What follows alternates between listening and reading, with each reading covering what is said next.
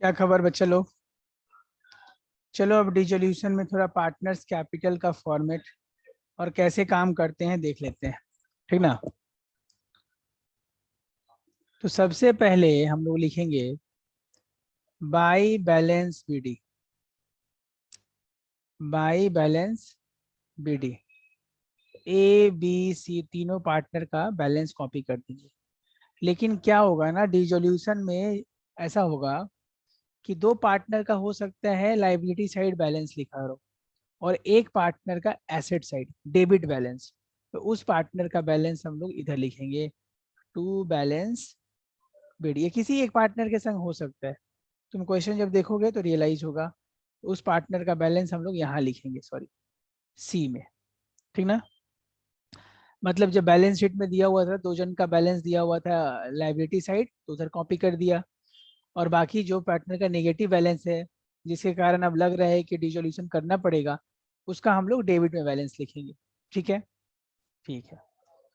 अगर कोई रिजर्व रहा तो उसका बात हो चुका है कि रिजर्व को बाई जनरल रिजर्व हम लोग डिस्ट्रीब्यूट करते हैं। By general reserve, by general reserve इधर हम लोग डिस्ट्रीब्यूट करते हैं। अगर कोई WIP रहा, WIP बोल रहा हूँ, वर्कमैन कंपनसेशन रिजर्व रहा, वर्कमैन कंपनसेशन, तो उसको हम लोग इधर डिस्ट्रीब्यूट करते हैं। अगर रियलाइजेशन पे प्रॉफिट हो गया तो रियलाइजेशन का प्रॉफिट हम लोग यहाँ लिखेंगे। अगर रियलाइजेशन का प्रॉफिट हो गया तो ये तीनों में ही बांट देंगे। ठीक है। ये वर्कमैन का भी पैसा तीनों में बटेगा। ठीक है। और क्या जाएगा, अगर प्रॉफिट एंड लॉस का बैलेंस रहता है मतलब लाइबिलिटी साइड में, तो वो प्रॉफिट एंड लॉस इधर बढ़ जाएगा by profit and loss account. ठीक है। सर मान लीजिए रिवॉल्यूशन पे लॉस हो गया तो, रिवॉल्यूशन बोल रहा है रियलाइजेशन पे, तो टू रियलाइजेशन बोलकर आप इधर लिख देना। एकदम सिंपल है। प्रॉफिट उधर तो लॉस इधर। ठीक है। कोई भी फिक्टिशियस एसेट्स होगा जैसे PL का डेबिट बैलेंस, PL का डेबिट बैलेंस वो भी इधर राइट ऑफ हो जाएगा। कोई भी एडवर्टाइजमेंट सस्पेंस रहा उसको हम लोग इधर राइट ऑफ कर देंगे, एडवर्टाइजमेंट सस्पेंस को। सर गुडविल रहा तो याद रखना, अगर एसेट साइड गुडविल है ना तो रियलाइजेशन के डेबिट में कॉपी होगा। जैसे सारा एसेट्स कॉपी हो रहा था, उसको चेंज मत करना। उसका ट्रीटमेंट एकदम वही है। और कुछ ना बोले गुडविल पे, मतलब वो बिका ही नहीं है।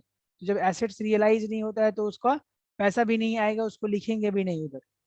यहाँ तक क्लियर है एकदम सर। अब क्या होगा ना, सब कुछ नक्की हो गया, सब ठीक। लास्ट में सारे लाइबिलिटी का पेमेंट हो गया, पार्टनर्स लोन का भी पेमेंट हो गया। ठीक ना। तो हम लोग लास्ट में क्या करेंगे, इधर का टोटल कर लेंगे, इधर का भी टोटल कर लेंगे। ठीक है। इधर जो भी अमाउंट आए, जाहिर सा बात है क्रेडिट साइड ही ज्यादा आएगा। ठीक ना। तो जो जिसका बैलेंस बचेगा बैंक में, टू बैंक बोलकर पेमेंट कर देंगे। टू बैंक बोलकर यहाँ पे पेमेंट कर देंगे तीनों जन का। ठीक ना। अगर किसी को पैसा लाना पड़ रहा है किसी कारण से तो पैसा लाए लेकर आएगा तो उसकी साइड क्रेडिट साइड में लिखेंगे। ठीक है। और इधर लिखाएगा। ये पार्टनर कैपिटल का मोटा मोटी बनाने का चीज है। तो यहाँ पे क्या नया नहीं जा रहा है, प्रीमियम फॉर गुडविल वुडविल का नाटक नहीं हो रहा है। ठीक है। जो बैलेंस सीडी लिखते थे वो बैलेंस सीडी नहीं लिख रहे हैं। जो बैलेंस सीडी अगर किसी पार्टनर का दिखा जाता था तो उसके जगह पे हम बैंक लिख रहे हैं, क्योंकि अब तो सबको पेमेंट करना है ना। और सेम अमाउंट जाएगा बैंक को।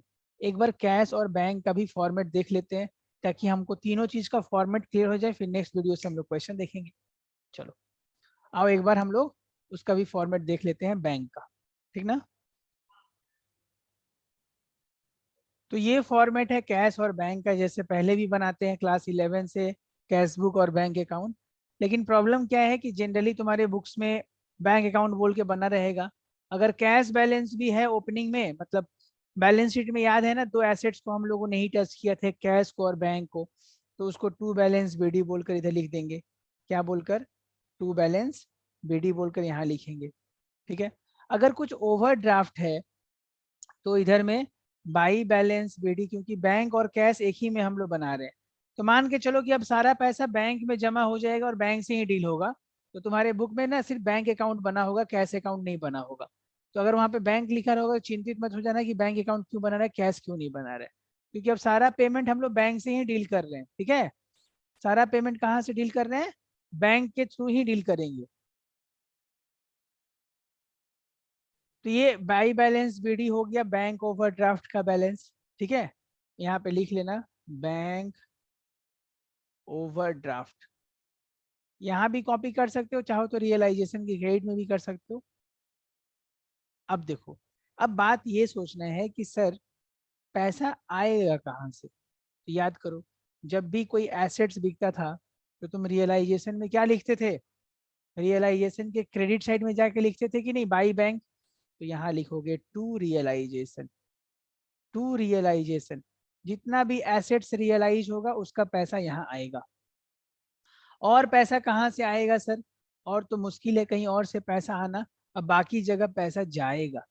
तो याद करो, जब तुम लाइबिलिटी को पेमेंट करते थे तो क्या लिखते थे, बाई, सॉरी लाइबिलिटी को पेमेंट करते थे तो वहां टू कैश बोल के सारे लिखते थे। तो यहाँ पे बाई रियलाइजेशन, रियलाइजेशन हो रहा है किस चीज से, यहाँ पे हो रहा है पेमेंट, किस चीज का, पेमेंट हो रहा है लाइबिलिटी का, तो बाई रियलाइजेशन लिख दिया। सर और कहीं से कभी अनडिस्क्लोज एसेट्स पता चल जाए सर, वहां से पैसा आ जाए, तो टू रियलाइजेशन बोलकर, टू रियलाइजेशन बोल के, क्योंकि यहाँ भी सेल ऑफ या अनडिस्क्लोज एसेट से हमें पैसा पता चल गया है, ठीक ना, अनडिस्क्लोज एसेट से, वो भी यहाँ लिख देंगे। सिंपल सिंपल बात चल रहा है। और किसको पेमेंट करना है सर, बाहरी वाले लोगों को पेमेंट करना है, bye partners loan account, by partners, ये सारे लाइबिलिटी का पेमेंट एक ही बार में लिख दिया है। वाइफ की, पार्टनर्स की वाइफ का लोन हो, आउटस्टैंडिंग एक्सपेंस हो, प्रोविडेंट फंड हो, सब ये रेड कलर से जो आपको दिख रहा है, ये सारा एक ही बार सबका पेमेंट लिख के नक्की कर दिया। और किसको पेमेंट करना है, एक्सक्यूज मी, पार्टनर्स लोन को बेटा पेमेंट करना पड़ सकता है, तो बाई पार्टनर्स लोन अकाउंट कर सकते हैं आप यहाँ पे। क्लियर। और किसको पेमेंट करना पड़ सकता है, बाई, सर और कोई नहीं बचा, तो अब कोई अगर नहीं बचा तो हम लोग पेमेंट करेंगे पार्टनर्स के कैपिटल अकाउंट। लास्ट में जो पैसा बच जाएगा, रियलाइजेशन एक्सपेंस सब कुछ देने के बाद, यानी जब भी पैसा जाएगा रियलाइजेशन में जा रहा है तो बाई में जाएगा, पैसा आएगा तो टू रियलाइजेशन थ्रू होके इधर डेबिट साइड में आएगा, और लास्ट में जो पैसा बच जाएगा to partners capital, to partners capital account में चला जाएगा। और पूरा दोनों कैश दोनों साइड टैली हो जाना चाहिए, एक भी बैलेंस शीट वीडी यहाँ नहीं बचेगा। क्यों, क्योंकि बचा हुआ पैसा कौन ले लेता है, पार्टनर्स कैपिटल, और यही जाके वहां पे उनको डेबिट साइड में बढ़ जाता है। अभी जो लिखे थे ना पार्टनर्स कैपिटल में ब्लू साइड से टू बैंक बोलकर, ये तो एक बार पूरा यही समरी है बेटा डिजोल्यूशन का। डिजोल्यूशन में हमारे सामने क्वेश्चन आएगा, तो क्वेश्चन में ये लिखा रहेगा कि इस पार्टनर का क्रेडिट बैलेंस है, मतलब लाइबिलिटी साइड में, इस पार्टनर का डेबिट बैलेंस है। तो हमको पता लग चुका है कि बिजनेस का अवस्था ठीक नहीं है, ये बिजनेस डूबने वाला है, इसको बंद करना पड़ेगा पार्टनर, जहां तक हम लोग को डिजोल्यूशन करना पड़ेगा। तो डिजोल्यूशन में 3 अकाउंट खोलना है, रियलाइजेशन, पार्टनर्स कैपिटल और कैश या बैंक अकाउंट। रियलाइजेशन अकाउंट हम लोग खोलेंगे, जैसे जैसे हमें बुक वैल्यू की इंफॉर्मेशन मिलती जाएगी हम डेबिट साइड में, लाइबिलिटी मिलती जाएगी क्रेडिट साइड में।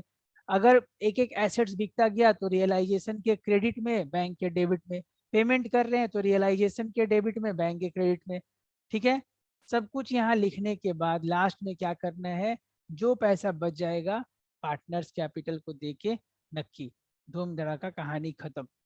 यही तो है इस चैप्टर में कहानी। ठीक है, आपको इसी कॉन्सेप्ट को लेके क्वेश्चन करना है,